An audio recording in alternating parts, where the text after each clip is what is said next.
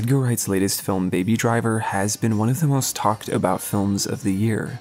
And while there's been no shortage of praise directed towards the car chases or the soundtrack, there is one piece that I think deserves a little more attention, and that's the costume design. Costume design is one of the many under-discussed aspects of film, like sound design or set decoration, an integral part of the audiovisual experience that often stays in the background, but can be an important tool for establishing characters and revealing information about them in a more subdued way. And it's something that Edgar Wright has been using since the very beginning. As far back as the TV show that I did before Shaun of the Dead, Spaced, I remember somebody saying something about that show which really stuck with me. They said, oh, the characters are all really easy to draw. And I was thinking, oh, that's an interesting way to put it. And from that point on, in all of my movies, and Baby Driver being no exception, always looking to kind of color code the characters. Not only does this help the audience keep track of who's who when the action gets going, but it also serves to tell us more about each character. Let's start with Baby. Baby is dressed mostly in black and white, which could be interpreted as a parallel to the two very different lives that he leads. The darkness of the criminal underworld against the lightness of his home life with Joe and new romance with Deborah. It also reflects his old-fashioned and romanticized view of the world, like an old feel-good black and white film that stands in direct contradiction to the life of crime that he's involved in. He often turns a blind eye when faced with violence and will even go as far as directly preventing it when given the chance.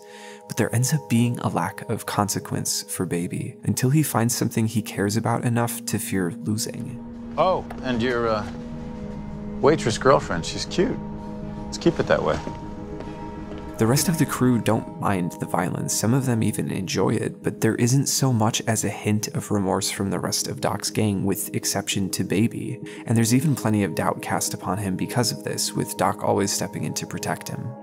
The film shows us that Baby has little in common with his peers. It's made clear that this is no more to him than paying back what he owes. One way that the film suggests this is showing him as the only one without coffee at the meetings, or as the topic of this video might suggest, through the costuming. By designing his ensemble to fit into a monochrome aesthetic for most of his scenes while the rest of the cast are dressed in bold, vibrant colors, it singles him out visually. You could watch the entire film without the sound, and just by paying attention to the costume design, you would know that he didn't quite fit in with everyone else.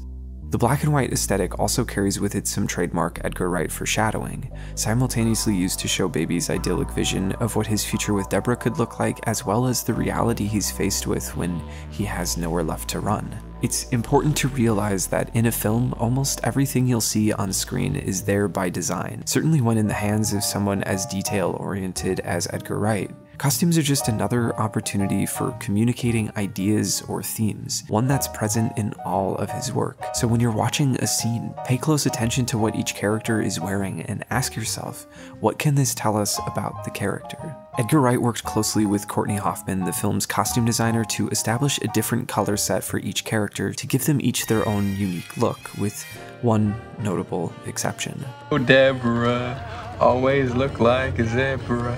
A zebra? Like a zebra, I guess. Yeah. I'm wearing black and white, so you can call me Debra. Clothing her in the same aesthetic serves a few different purposes. One, it establishes the connection they share as some of the only characters in the film who have and or want no part of the life of crime. Two, it better sets up the payoff that I mentioned earlier, but there's another layer to it that I find really interesting. We find out in the first act that Baby's mom used to work at Beau's Diner, likely wearing the same outfit that Deborah now wears. It all feeds into this theme we see of Baby romanticizing the past and never really letting go of his demons. He just continues on this path, caught in a loop, another phone call, another coffee pickup, another meeting, another job, with no real image of a future outside of that loop. And then he meets Deborah. It's like she's the first real person he meets in the movie. Like, he has a particular persona that he puts on as a front with the rest of the gang. He has his home life with Joe, his foster father, where, you know, they communicate in sign language. And then when he goes to kind of the diner, which is somewhere he's been many times, and she's the new person working there, she doesn't know anything about him, and she sort of immediately forces him into making a connection. She asks him questions that he has to answer. So suddenly our hero who hasn't really said much for the first 20 minutes of the film, is talking for the first time. So I think it's that thing of just the idea of in the world of crime, and this, you know, in this world where people are like sort of kind of creating personas about themselves, and you get the sense that all of the people in the gang, Baby included, are putting up this kind of front in terms of this mythical persona around themselves. But then when he meets Lily James, he very quickly both realizes that he can be normal with her, and also that he actually he starts sort of lusting after a normal life. It's clear that Baby has a troubled past, and anyone who's found themselves on that kind of darkened path can have a hard time imagining a brighter future. But she gives him that hope. She's the first person that really starts to open him up. We hear him mention at the laundromat that he had spoken more to her that day than anyone else in the previous year. You know why they call him Baby, right? Still waiting on his first words. And again, there's an opportunity there to communicate that to an audience, to really illustrate their connection as they start to fall in love. And the film does so by literally bringing color into his world. While Deborah's work uniform dons her in black and white, her wardrobe outside of work is full of color, specifically denim and yellow. She is metaphorically and literally brightening up his world. It mirrors the same effect used in The Wizard of Oz or Charlie and the Chocolate Factory, using bright and vibrant colors to illustrate a shift towards something magical, which is exactly what falling in love feels like. And that is absolutely necessary for the plot, for the audience to get behind their love story, as it ends up motivating almost everything that happens in the second half of the film. Using the same technique previously used to establish a magical fairy tale world to instead establish a romantic connection is just brilliant, and ends up saving the film from having to resort to the techniques that a lot of other films use to justify a romance between two characters. The shift from black and white to color could also be interpreted as a symbol for Baby's growth. He starts out seeing the world in a very black and white way, but as he gets deeper into the uglier parts of his job that he's tried to avoid, he realizes that things aren't as straightforward as he may have thought, and things delve heavily into a moral gray area.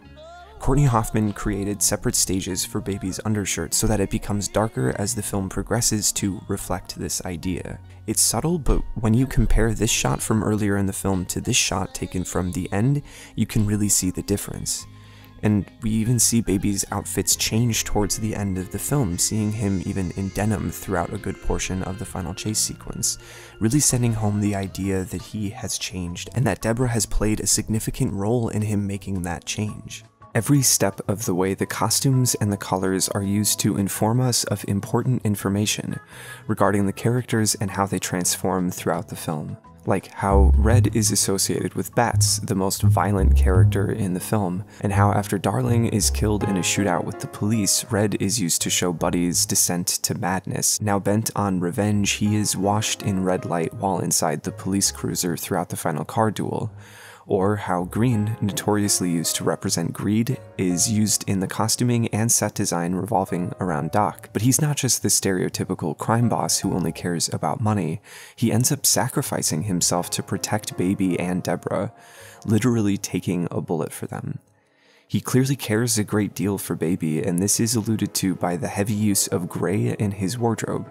Sure, he threatens him, he applies pressure when needed to keep Baby in the game, but if there was no connection beyond a professional one, I can't imagine that he would give his life to save him. This is also hinted at by the similarities in Doc's nephew and when we see a younger Baby in flashbacks, both with the blonde hair combed down, wearing a blue plaid shirt and earbuds.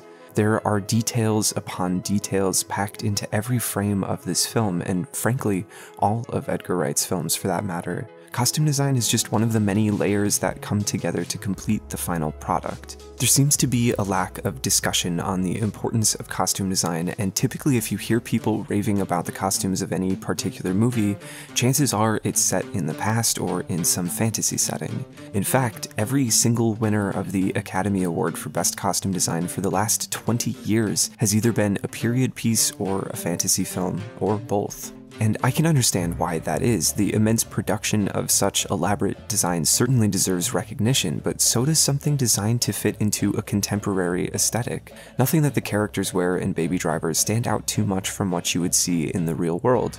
They're bold and unique, but could easily blend into any real-world setting, and yet still manage to tell a story about each character, which is the ultimate goal every costume designer is tasked with.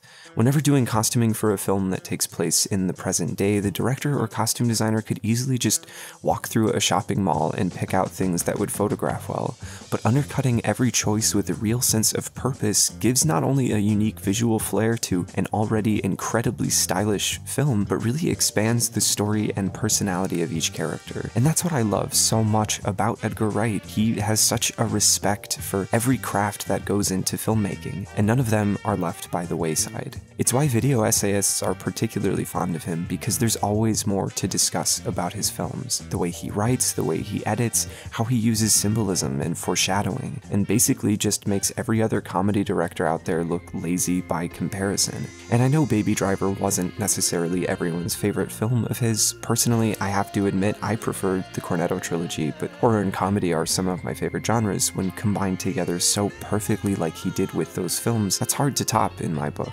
But Baby Driver was a step in a different direction for Wright, and one that he pulled off flawlessly. It's one of the most intensely satisfying action films I've seen in years, and shows off his range as a filmmaker. It still has the Edgar Wright flair that we know and love, but it really takes on its own voice and personality that stands out from his other films. Love it or hate it, you can't deny the prowess of Edgar Wright in terms of achieving his vision and putting a passion into what he does that is quite rare.